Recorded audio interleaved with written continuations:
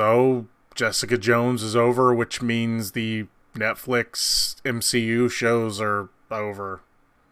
Meh.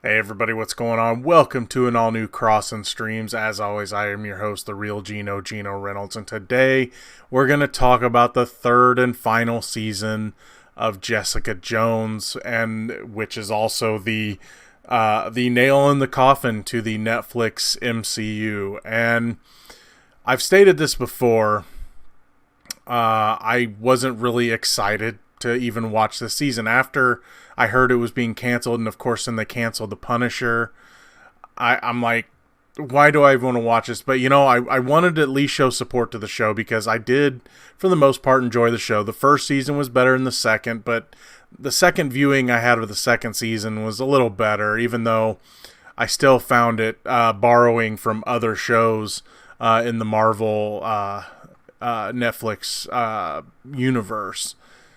And this one, season 3 for me of Jessica Jones, I don't want to call it the weakest, but I would probably tie it with number 2. Definitely, of course, wasn't as good as season 1. I will warn you, I'm spoiling this season because I just want to talk about it. It's not like we have to save things to keep secret for next season, do we? Where we're at is Jessica Jones is still the reluctant hero, but she's doing her best. Trish Walker is, when she discovered she had powers at the end of the last season, she's been out training, and she has kind of just turned her life. She's pretty much, at least at first, given up everything, her fortune and everything else to become a hero. And so that's where her character's going.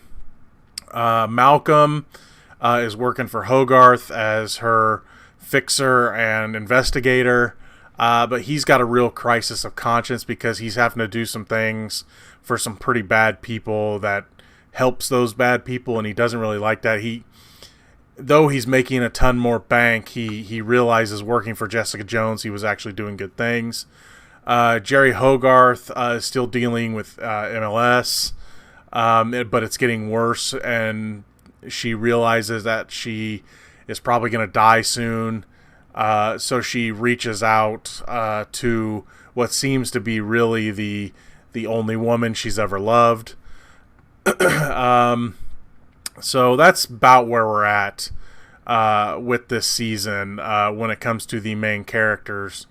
Boy, where do I even begin? There is so much going on in this season. The main story is you have a serial killer who is really smart. And not even a superpowered serial killer. So, in a way, the villain, while I thought Jeremy Bobb did a good job as Gregory Salinger, and at times he seemed menacing and everything, having a non-powered villain that isn't that interesting is kind of a weak spot. And again, it wasn't a problem of the performance. It was just that I've seen characters like this before, the really smart serial killer that always seems to be one step ahead of the hero. So really, that was just kind of boring to me, despite the performance being fine. Also, we have a new superpowered person with Eric Geldin, who basically has an evil radar. The closer he gets to something evil, he can sense it, and he gets headaches. And if the evil is touching him, as we see later in the season when Salinger puts his hand on him, he starts to bleed out of his nose, and it just gets really bad for him. But he's using his powers to blackmail people at first, and so he's kind of got an arc where he, through Jessica Jones, learns that it's actually it can be a good thing to be on the side of the good guys. So there's that going on. See, for me, and again, this isn't a performance thing. The weakest part of the Jessica Jones series for me was the character of Trish. And then after that, I wasn't really a fan of the story of Jerry Hogarth either, though she spanned over other shows, so I was more forgiving of that character. But Trish's character, I mean, the first 2 seasons, all she did was whine and complain about how she didn't have powers, and she wishes she had Jessica's powers, she wants to be a hero, and all this stuff. Well, she finally gets powers, and while it's a tad bit more interesting, it's really obvious where her character is going to go. And I knew how it was going to end. I had a hunch of where she was going to end up by the end of the season, and I was 100% right. And I'll talk about that later. So yeah, really with these characters, I think honestly the best story, I mean, I did enjoy Jessica's story because she kind of played into all the stories, but I think Malcolm probably had the best story because, again, crisis of conscience. He's finding himself doing things he wished he didn't have to do. He starts to lose things over it. He does make some dumb decisions, but then again, we as humans make dumb decisions. So he finally finds his way in the end. He owns up to his mistakes and all that stuff. And I think he had the most complete character arc. I mean, you could say Trish had a really complete character arc, but again, the predictability of her character arc was it was too much. It was just like, I know where you're going to end up. I'm in episode 2, and I'm like, I know where you're going to be in episode 13 at the very end. And I was, again, 100% right. So really, this season had a lot going on. Again, I wasn't real invested in the Jerry Hogarth character. I really thought they were going to kill her off in this season. I thought she was going to finally or her body was going to give in to the MLS, but it didn't. When it comes to connections to the MCU, they mentioned Captain America once. The Raft gets mentioned. And of course, my prediction for Trish was she was going to end up in the Raft. She was going to become a murderer. She was going to take things too far and realize that's what she wants to be. And she wants to take out, whenever the law doesn't matter, she'll kill. If the law doesn't handle it, she'll kill someone. And that's exactly what I thought she was going to do. And it's like Jessica's going to have to stop her, and she's going to end up in the Raft. Voila, that's what happened. Also some connections. I really didn't think they were going to do much connections. I mean, they mentioned Rand, but we don't get Rand. They mentioned his sabbatical, which we're never going to get the end of the story. So they mentioned Rand. That whole thing deals with Hogarth because she's the corporate lawyer for them. And then I'm like, okay, we're not going to get any other connections until the final episode.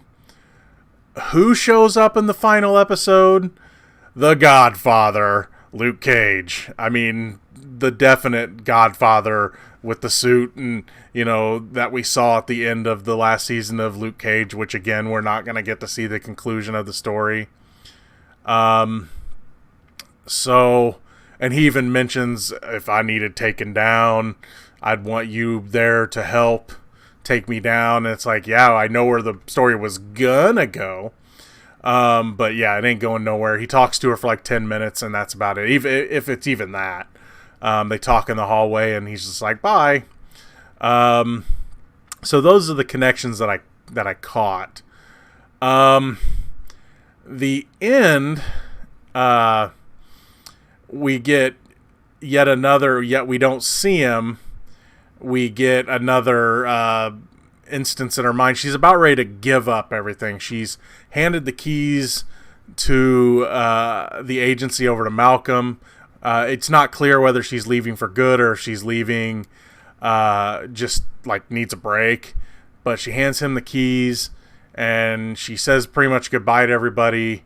And then she gets to the train station and she says one way out of here, like as close to Mexico as she can get. But all of a sudden in her mind, she starts to hear Kilgrave. Oh, you given up, Jessica? And then she turns around and heads back. So that's where it was going to go. So it wasn't promising Kilgrave was coming back. It was just him, taunting her in her own mind and her saying, nope, I can't give up yet. I got to keep going. I got to be the hero. So in a way, it was pretty predictable. I was wondering when he was going to show up. I was hoping he'd show up for another episode because that was my favorite episode of season 2 is when he showed up and she was talking to herself.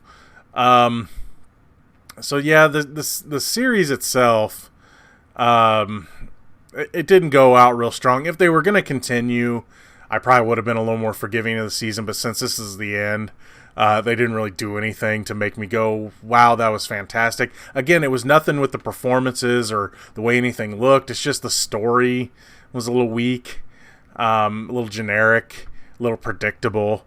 One thing I did discover, though, and I don't know, and I never looked it up, Dorothy Walker, Trish Walker's mom. I never even looked up who it was and who it is. And some of you are probably like, I know who it was. Well, I didn't. I didn't really look it up. I didn't really care. She wasn't in, but maybe 10 episodes over the whole series, so you don't really think about it. But here's the crazy thing. I didn't realize who she was actress-wise, because she looks a lot different than the last time I'd seen her in anything. Until... And I finally figured out who she was. They had a flashback episode where they were showing young Trish auditioning for the Patsy show, or whatever it was called before. They show how they changed the name and everything. And the hair on Dorothy Walker, I go, holy crap, she looks like Rebecca De Mornay. And a lot of you are probably like, moron, we knew that. I didn't. But I'm like, they have the hand that rocks the cradle hairstyle, and you can't forget that because that's such a creepy movie. And I'm like, holy crap, that looks like Rebecca De Mornay. And of course it is.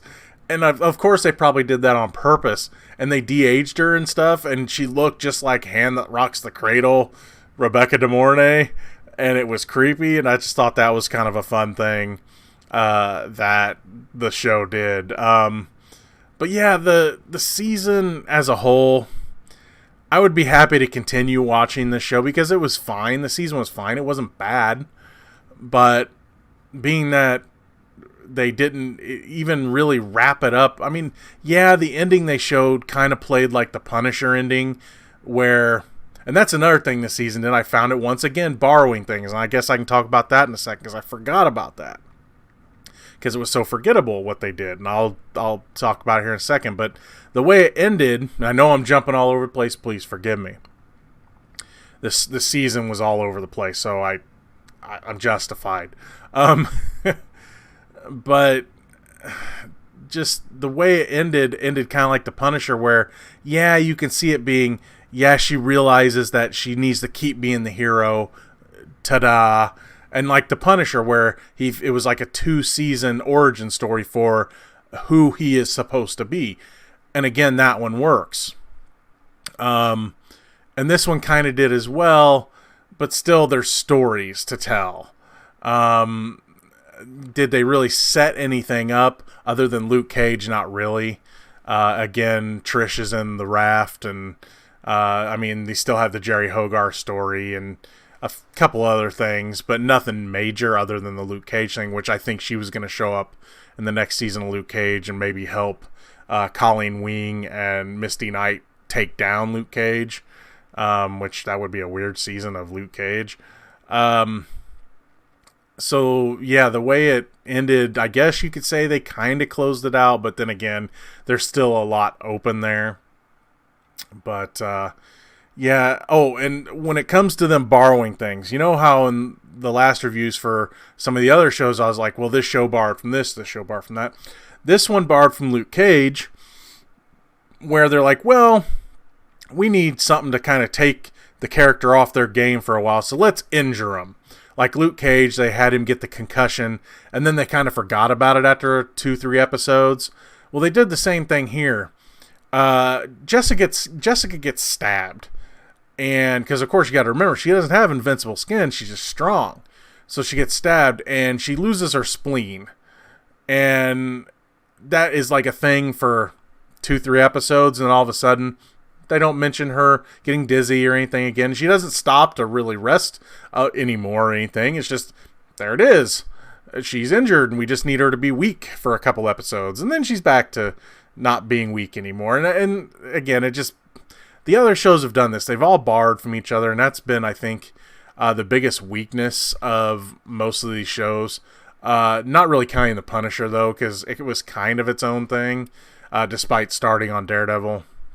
But all the shows kind of borrowed from each other, and that was probably their biggest weak point.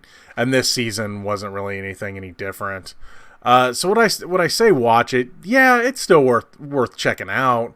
But if it were on like a pay per episode thing, like on a iTunes or something, I'd say pass.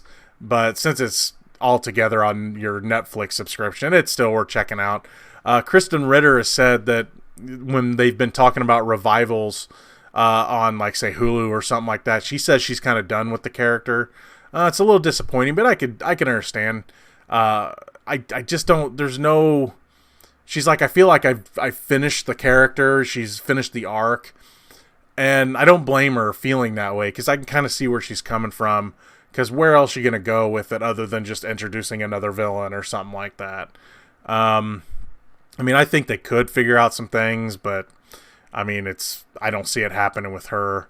I still do see Luke Cage and Iron Fist coming back in some form. Daredevil's probably going to come to the movies, I think, especially with Vincent D'Onofrio as Kingpin.